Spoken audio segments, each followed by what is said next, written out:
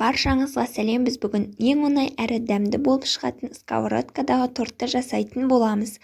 Сондықтан видеоны соңына дейін қараңыздар. Ал кеттік. ұн, какао, құбсытқыш, қантты қосып барлығын жақсылап араластыратын боламыз.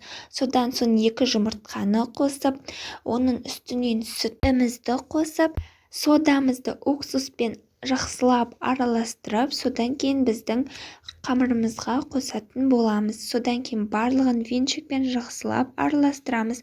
Араластырып болған соң оның үстіне сұйық майды қосып, тағы да жақсылап тұрып араластыратын боламыз. Жақсылап араластырғаннан кейін оның үстіне қатты қайнаған суды қосып, тезірек араластыратын боламыз.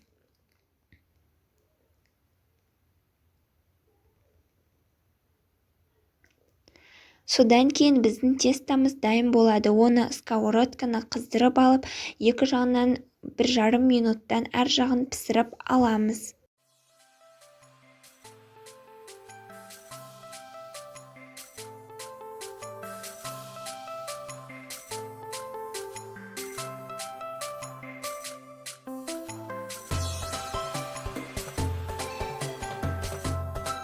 Пісіргенде бетін жабуды ұмытпаймыз.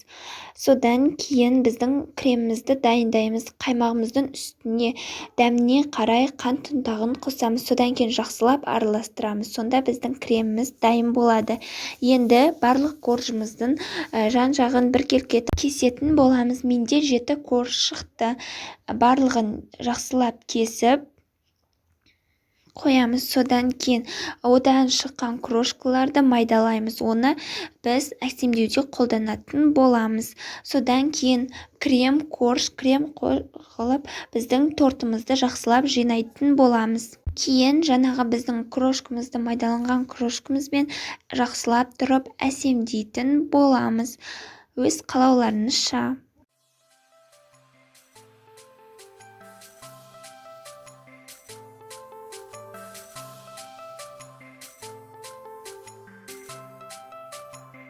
Және чокопаймен әсемдедім. Содан кейін 1,5 сағатқа холодильникке қойып қоямыз.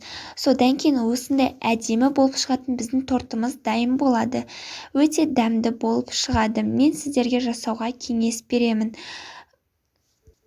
Егер рецептім ұнаса, лайк басып, пікір қалдырып, каналға тіркеліп кетіңіздер. Қазір осы тортты кесіп көрсететін боламын. Ол өте дәмді болып шығады. Кесілуі де өте жұмсақ болып шығады. Ең оңай дайындалады. Маған жасауға тек жарты сағат қана кетті. Сау болыңыздар.